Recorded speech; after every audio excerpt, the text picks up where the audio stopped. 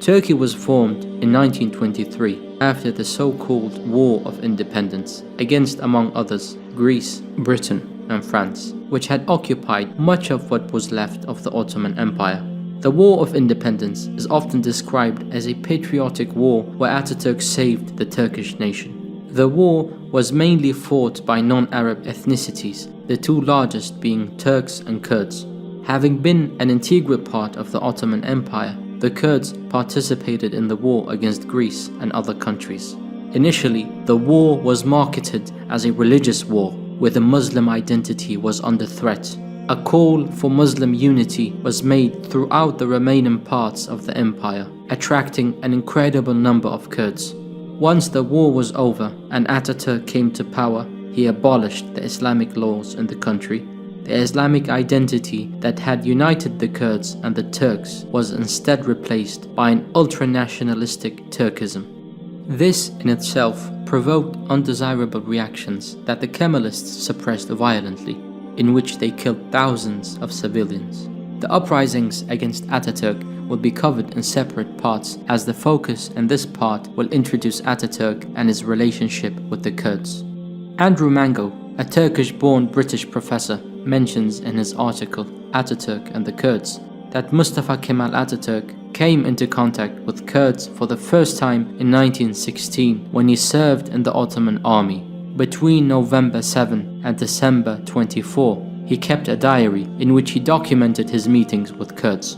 He witnessed, among other things, hungry Kurdish refugees in a meeting with the tribal leader Haji Musa, who was a commander of the Kurdish Mutki militia.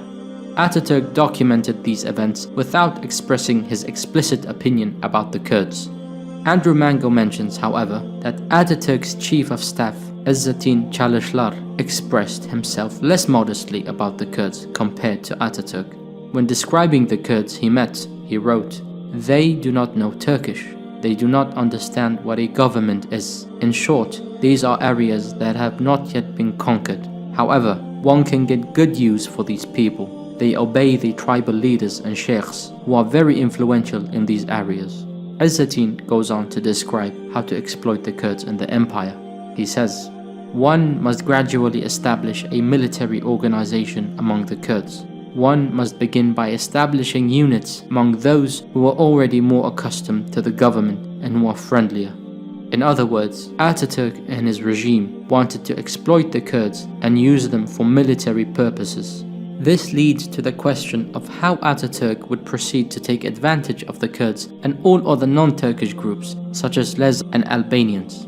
How would he go about uniting the people of the new republic that consisted of several non-Turkish groups? Mainly, he would do two things. Number one, establish a new ideology that would replace the Muslim identity. That ideology would, in a cult-like manner, be centered around Turkism, the Turkish race, and the Turkish language. Number two, use religion to attract Muslim non-Turks. Once the Muslim non-Turks had been exploited, the new ideology would then be imposed on all ethnic groups in the country in order to Turkify them. The primary source of inspiration for Ataturk and the Young Turks was the poet Namık Kemal, known as the Poet of Freedom. Namık wrote as early as 1878 what needed to be done. He says, "While we must try to eradicate all languages except Turkish, should we give the Albanians, the Lazi, and the Kurds a spiritual weapon by forming their own identities? Language may be the strongest obstacle, perhaps stronger than religion, to national unity." On another occasion, Namık Kemal said, "If we set up regular schools and complete the programs we have not yet completed, the Laz and Albanian languages will be forgotten in 20 years." Today, more than 100 years later, the Laz language is considered to be endangered according to UNESCO. This fixation with the Turkish language and Turkish races would shape Ataturk's rule. His famous statement, "Ne mutlu Türk'üm diyene," "Lucky is he who can call himself a Turk," is one of several examples that highlight the kind of Turkish supremacy that was forced on all other groups. İsmet İnönü said, "We are frankly nationalists, and nationalism is our only factor of cohesion. Before the Turkish majority, other elements have no kind of influence. At any price, we must Turkify the inhabitants of our land and will annihilate those who oppose. Another example is a statement from one of Atatürk's closest men, Mahmud Esat Bozkurt, the Minister of Justice. He said, "The only lord in this country is the Turk. Those who are not of Turkish descent have only one right in this country, the right to be servants or slaves." All friends and enemies, even the mountains, know of this truth.